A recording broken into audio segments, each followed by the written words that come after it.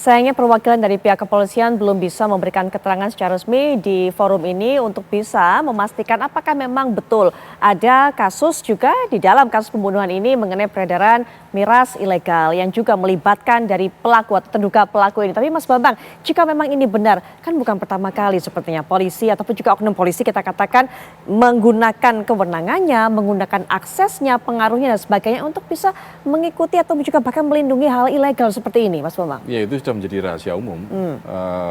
Kalau melihat kasus-kasus yang sekarang menjadi ramai diperbincangkan masyarakat, faktanya demikian. Ada motif-motif terkait sesuatu yang ilegal kan seperti itu. Makanya memang lagi-lagi tadi saya sampaikan di awal ini sistemik gitu loh. Bukan hanya persoalan perilaku personal saja, tetapi harus merubahnya harus secara sistem gitu loh.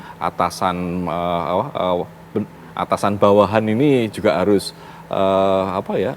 lebih interaktif, lebih kalau terkait dengan kontrol pengawasan lagi tadi harus benar-benar lebih ketat gitu. Dan ada yang lebih penting lagi terkait dengan leadership ya. Ada ketauladanan dari keatasan. Kalau yang atasannya juga menerima setoran misalnya dari sesuatu yang ilegal, ya bagaimana mereka akan melakukan pengawasan, melakukan penindakan seperti itu. Karena kalau melihat fakta di lapangan, ini sesuatu yang ilegal ini, penyalahgunaan kewenangan ini tidak berdiri sendiri, bukan oleh personal saja, tapi mesti bersama-sama dengan kelompok gitu loh. Dan lagi-lagi kalau terkait dengan pengawasan tadi sudah ada peraturan Kapolri terkait dengan pengawasan melekat, atasannya harus tahu. Minimal atasan satu tingkat itu harus benar-benar tahu apa yang dilakukan anak buahnya. Kalau enggak ya apa gunanya peraturan Kapolri terkait dengan pengawasan melekat. Kalau tidak bisa melakukan problemnya ya itu tadi ketika yang seharusnya mengawasi juga terlibat kan seperti itu. Kasusnya sudah sangat banyak yang menjadi korban itu internal kepolisian sendiri gitu loh kan. Jadi ya harus ada upaya yang keras lah yang harus dilakukan oleh Kapolri dengan konsisten menegakkan peraturan yang dibuatnya sendiri, yang ditandatanganinya sendiri. Karena peraturan Kapolri terkait pengawasan melekatnya menandatangani Pak Listio Sigit, peraturan Kapolri 2 tahun 2022 gitu loh. Makanya saya sih mendorong Pak Kapolri konsistenlah dengan apa yang disampaikan beliau bahwa ikan itu busuk dari kepalanya. Makanya kepala yang sudah busuk potong saja seperti itu. Betul. Harus konsisten seperti itu dan harus tegas. Kalau enggak kepolisian kita ini bagaimana membangun kepercayaan masyarakat pada kepolisian. Padahal kepolisian ini adalah lembaga yang selalu dibutuhkan selama negara ini ada. Baik. Nah, dokter mungkin juga ada saran bicara mengenai filter bagaimana seharusnya sosok-sosok terbaik yang masuk ke kepolisian. Adakah kemudian hal-hal yang perlu ditambahkan pada saat seleksi, pada saat menerima siswa-siswa ini masuk ke kepolisian sehingga kemudian masalah kejiwaannya, emosinya bisa terpantau, terseleksi sejak awal, dokter? Iya, sebetulnya saya tidak terlalu setuju untuk kita terpaku dengan proses rekrutmen.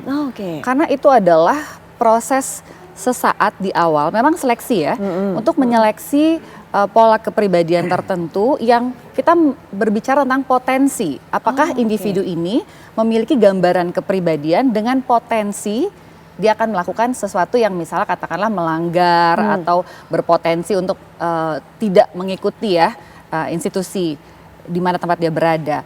Jadi kita memotret kepribadian serta kondisi mental saat itu. Dan yang perlu kita pahami adalah kondisi mental itu dinamis. Bisa berubah? Sangat bisa berubah. Faktor yang mempengaruhi usia termasuk?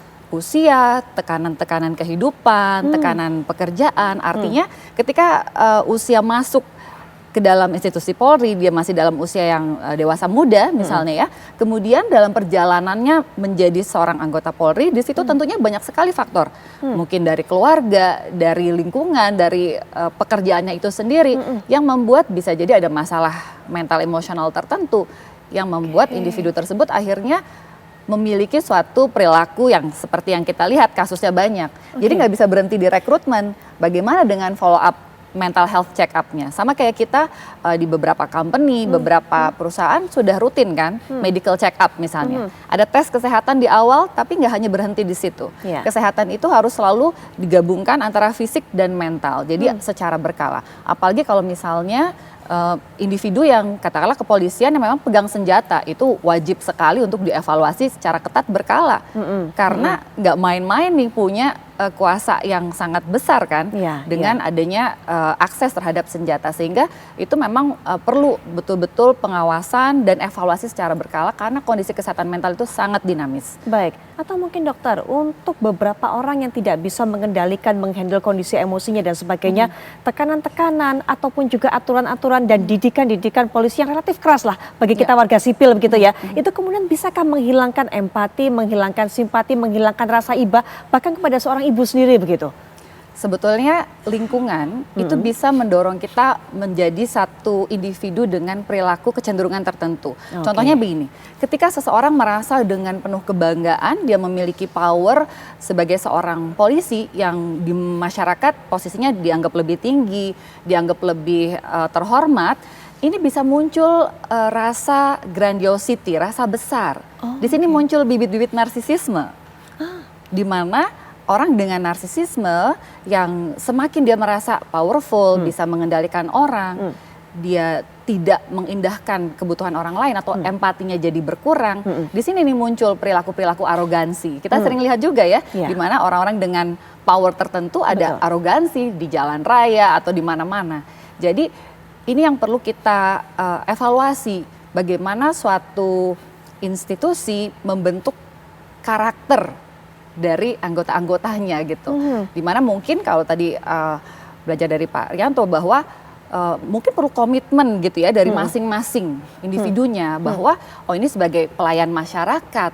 Jadi bukan sebagai sosok yang arogan yang bisa menggunakan powernya yang akhirnya dibawa ke rumah tuh. Ke rumah jadi KDRT, jadi kekerasan, jadi banyak sekali kasus-kasus yang karena merasa arogan dengan powernya, kekuasaannya, merasa tidak perlu mengontrol emosinya. Jadi luapan emosi akan begitu saja bisa diluapkan bahkan ke anggota keluarga terdekat yang sering jadi korban. Pamer kuasa malah akhirnya tindakannya emosinya kebablasan, begitu ya dokter ya? Betul. Baik, nah Pak ini tadi Mas Bambang sudah katakan, buat apa ada perkap jika kemudian tidak ada pengawasan atau tidak ada evaluasi terhadap pengawasan melekat itu tidak dilakukan secara betul-betul, secara maksimal di lapangan?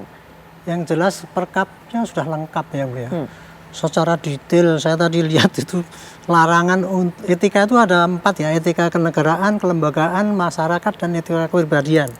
Detail sekali, nggak boleh gini, nggak boleh gini, nggak boleh gini. Saking banyaknya malah saya baca itu malah yang dilarang itu jadi lupa. Gitu. Padahal secara simpel itu kalau secara simpel ya untuk etika untuk polisi itu kalau cuma simpel saja. Anggota polisi dilarang berperilaku koruptif. Satu aja itu cukup, itu untuk dijabarkan semua itu ya. Termasuk korupsi itu kan jualan miras lah, menerima imbalan dan sebagainya itu, perizinan dan sebagainya itu. Nah kalau menurut ini ya, kalau menurut saya ini saya menyoroti kasus ini ya. Ini saya selama 50 tahun dinas itu baru kali ini saya nemuin anggota polisi yang tega membunuh ibunya dengan mengepruk gitu tuh. Padahal dia seorang Aibda. Aibda itu pasti udah senior. 41 tahun. Sudah senior, mungkin tinggal 2-3 tahun lagi pensiun lah kira-kira. Belum, 41 tahun. 41 tahun ya, berarti masih kurang 55 gitu ya. Kok bisa gitu loh. Makanya itu kalau menurut tema saya, ini tugas pokok polisi adalah meneliti mengapa orang itu bisa pakai gitu. Bukan hanya meneliti kemudian apa yang dilakukan kemudian nanti akan dihukum secara transparan, dihukum tegas. Enggak, itu sudah harus dilaksanakan, nggak usah diterangkan. Tapi harusnya diteliti. Kenapa kok anggota itu sampai bisa begitu? Nah, gitu kan. Dan kemudian cari ahli-ahli yang lain suruh ikut meneliti dan terangkan kepada masyarakat. Ini sekarang masyarakat menunggu apa kenapa ini kan. Tapi kan sekarang diundang aja nggak datang. Kan nggak bisa memberikan penjelasan kepada masyarakat kan. Padahal dia kan yang menangani itu gitu. Ini saya sampaikan ya. Masyarakat menunggu penjelasan daripada polisi apa yang terjadi. Tolong jelaskan kepada masyarakat apa adanya, apa yang sudah didapat. Gitu. Jelek ya bilang begini, bagus ya bilang gini, ini kendalanya karena masalah psikologis dan sebagainya. Tapi segera kasih tahu pada masyarakat, jangan nunggu-nunggu nanti kami tindak dengan tegas, kita transparan, profesional. itu orang udah nggak akan mendengar itu saja. Ya, Jadi betul, kuncinya menurut saya penjelasan dari para polisi jelas apa sebabnya orang ini, motivasinya apa, dan kemudian nantinya orang ini akan kira-kira akan diapakan Baik. oleh polisi gitu. Kita Saya kira tunggu- itu lebih Kalau bermakna nambahin daripada yang ini. disampaikan Iya, Gigi, silakan. Gigi tadi ya terkait dengan NPD ya, narcissistic tadi, kalau dilakukan penelitian terkait personil kepolisian yang ada NPD-nya mungkin juga sangat banyak Bu ya. Menarik itu. Dan Kapolri seharusnya membuat program seperti itu Baik, untuk baik. melakukan penelitian terkait dengan kesehatan mental anggotanya seperti itu. Iya, iya, banyak catatan memang dari perbincangan kita malam hari ini, tapi yang pasti semoga kita bisa segera mendapatkan konfirmasi penjelasan lebih lanjut. Tadi Pak Arianto sudah berikan catatan transparan dengan segera seharusnya diberikan informasi kepada masyarakat. Terima kasih Pak narasumber. Nanti kita bergabung lagi di perbincangan berikutnya. Nanti setelah jeda kita juga akan soroti kasus berikutnya. Banyak atau semakin banyak korban yang mengaku menjadi korban pemerkosaan, pelecehan seksual yang dilakukan oleh seorang pria difabel tunadaksa yang kita tahu kasusnya menjadi sorotan belakangan ini. Sesaat lagi.